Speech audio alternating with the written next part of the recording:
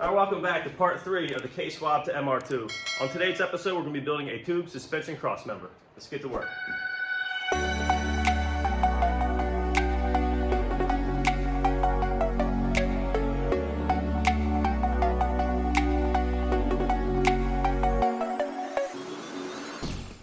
So at a first look, this is the OEM suspension crossmember that fits this MR2. This is normally the top section.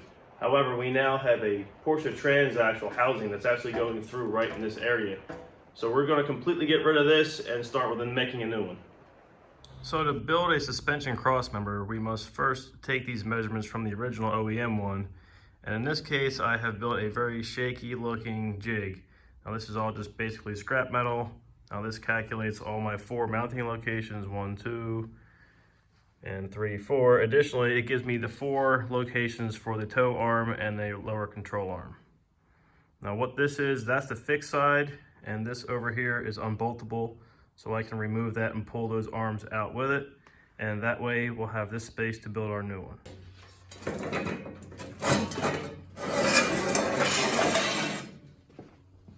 Okay, now you remove the final 4 bolts to hold it to the actual chassis part of this.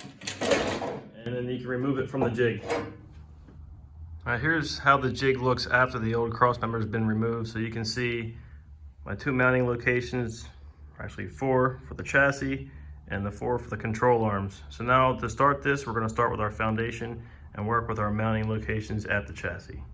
All right, now it's time to set up for bolting this to the chassis. So we're going to start out with this washer. We're going to throw over our 1.5" DOM tubing, which will be followed by this 1 crush washer. And then an inside washer, because I need the inside diameter of this to be less than 1.5 inches. So our bolt will go through and it'll actually hide the head of that bolt. And that'll give us enough room to come across and make side pieces. So now we're gonna weld up all 4 of these. Okay, so I got my steel bosses welded up and now bolted to our crossmember jig. And now these are our tie together pieces. Okay, so now that that is in there, we can tack weld them up, and then we can worry about coming up with the 2 pieces to tie them together. All right, it is time once again to use the affordable bender. However, today I think we're going to be maxing out what this thing's capabilities are. This machine will make you a nice 90-degree bend. Now in the circumstances today, we need to wrap underneath of that transaxle, and I need it to be really tight. Now I think where I'm going to have to connect to where they start bends is going to wind up being too wide. However, we're just going to try this thing. I'm going to center off the pipe, put a 90, flip it, do another 90, and we'll see how tight we can get that U-shaped bend. So it is imperative that we get that U-shaped bend to contour here as tightly as I can, because the toe arms are mounting from that knuckle to it's 15 inches on center, and which is about right here. Now if I shorten that distance up, we're going to wind up with the same problem the SW20 has and have snap oversteer. So the longer these arms, the better. I want to keep that in the same location. So to do that, this U-shaped bend we're going to make is going to have to be super tight.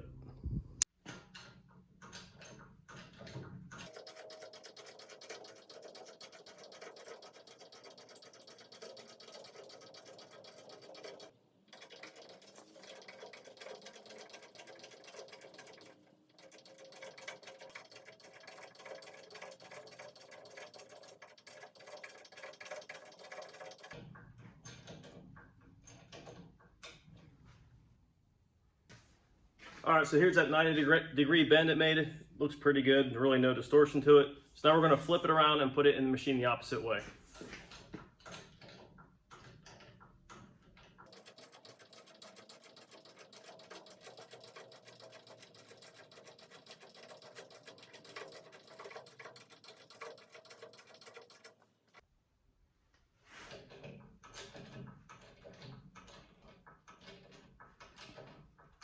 Well, things were going good, so I was trying to work my way to that 90 mark, coming around, and it's coming back and hitting itself in the frame. So that's an easy fix. I need to bend this the opposite direction right here anyway, have it come out. So instead of just making this one quick bend, I'm going to have to make that opposite bend, and we can come back and make that 90.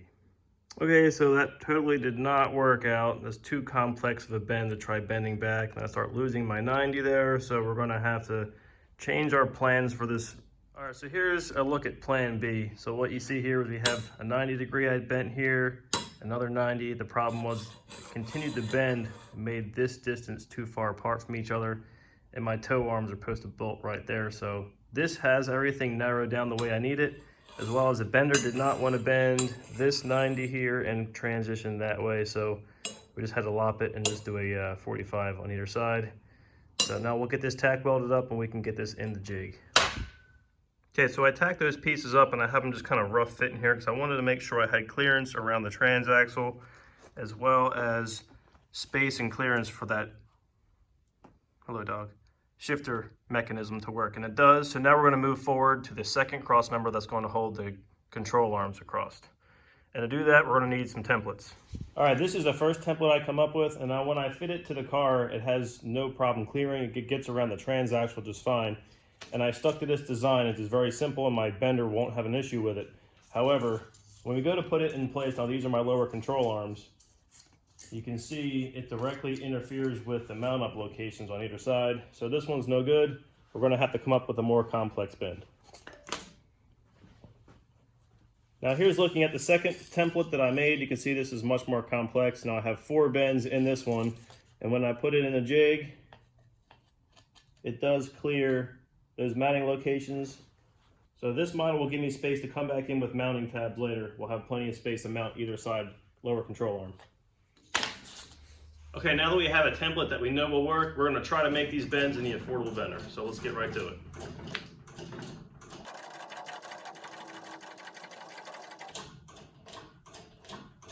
All right, the first bend is done. I'll put this up to the template. And it's looking pretty good. Also, my center line is off, so when I go to make my 2nd degree bend.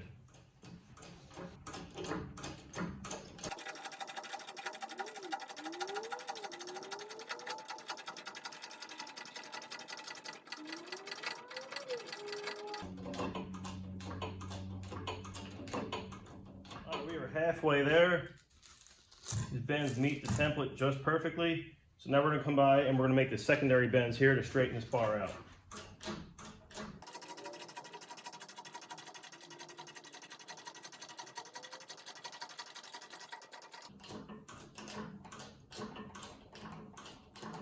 All right, the affordable bender has redeemed itself. We have made these bends perfectly, so now we can get this put in our jig.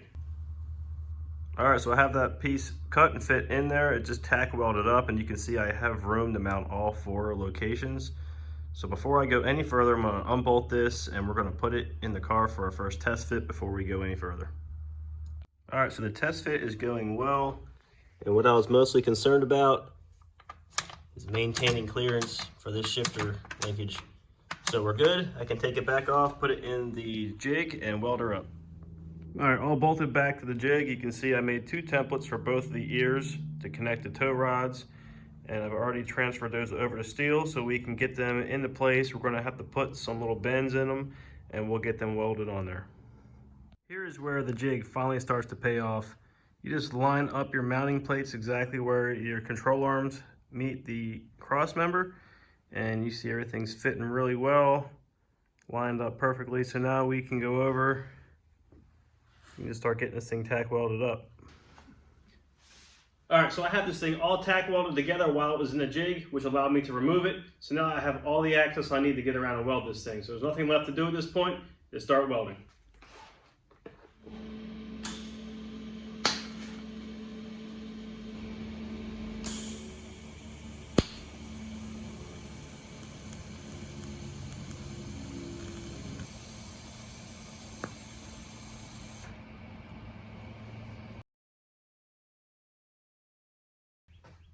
So this thing came together nicely, everything's all welded up. Now I promise we're almost done. The last step we need to do is get this back in the car and make some transmission mounts. Crossmember is back in the car. And over here you can see I have an original Porsche transmission or transaxle mount. You can see it kind of lands on the inside of both of these 2 bars. And I wanted that to land right in the middle so we can get a better mounting position. So what I'm gonna do is take this over to my brake. I'm gonna put a bend in it, maybe about 45 degree right down the center of this, and it should land this trans mount right in the center of these 2 bars.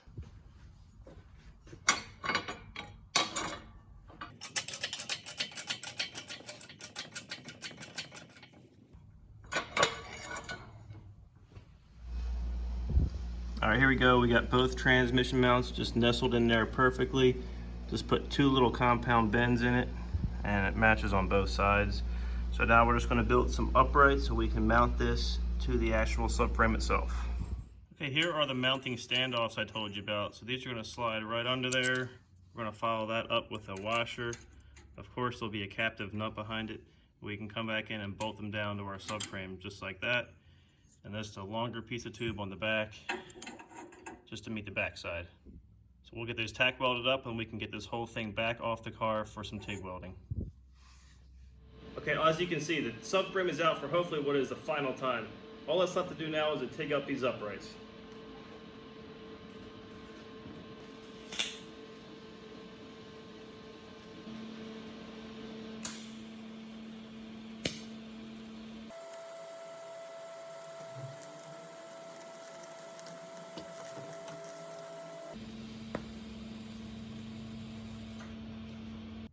We got all these welded up. Now it's time to clean up the metal and prime it.